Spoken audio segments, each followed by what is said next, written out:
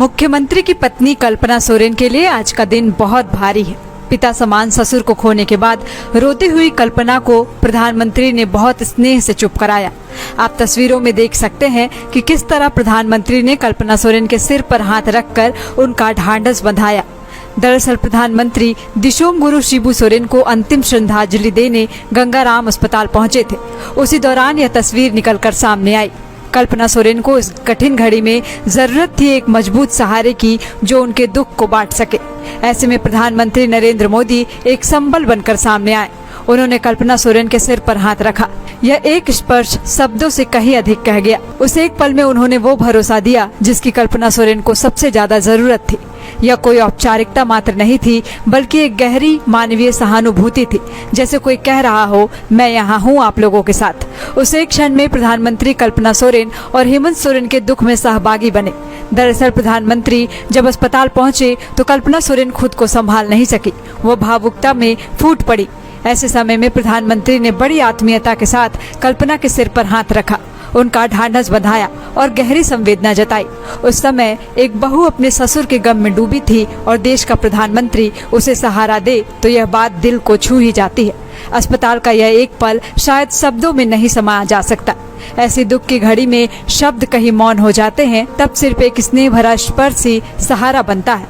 ऐसे ही एक पल में प्रधानमंत्री मोदी ने कल्पना सोरेन के सिर पर हाथ रखा, बिल्कुल उसी तरह जैसे एक पिता अपने दुख में डूबी बेटी को दिलासा देता है।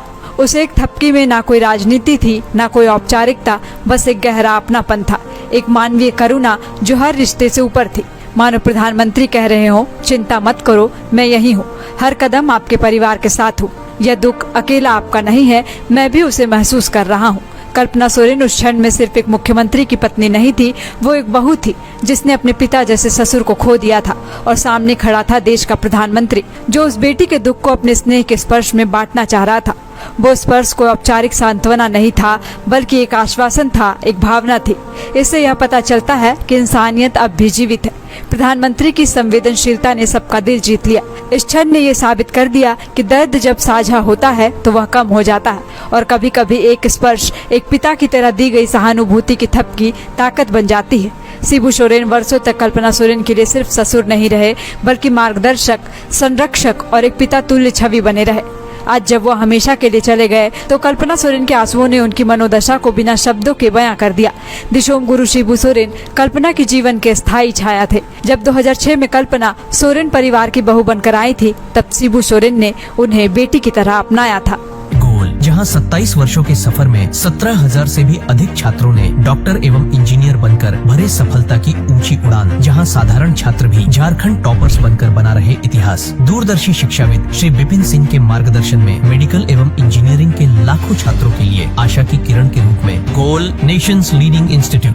सरकारी परीक्षा की तैयारी का सबसे भरोसेमंद नाम NIBM। अच्छा कोचिंग ढूंढ रहे थे तो फिर गूगल में ही बताया कि यहाँ का रेटिंग भी बहुत अच्छा था। पुरुलिया से आए हैं यहाँ पर कोचिंग करने के लिए। NIBM के बारे में मेरे एक भैया हैं जो पिछले साल ही बैंकिंग यहीं से प्रिपरेशन किए और इस बार IBPS PO में सिलेक्शन लिए। मेरा अभी फाइनल सिलेक्शन हुआ है RRB PO में, उत्तर बिहार ग्रामीण बैंक में। मेरा फाइनल सिलेक्शन RRB PO में हुआ है। NIBM, thefollowup.in. Like, share and subscribe.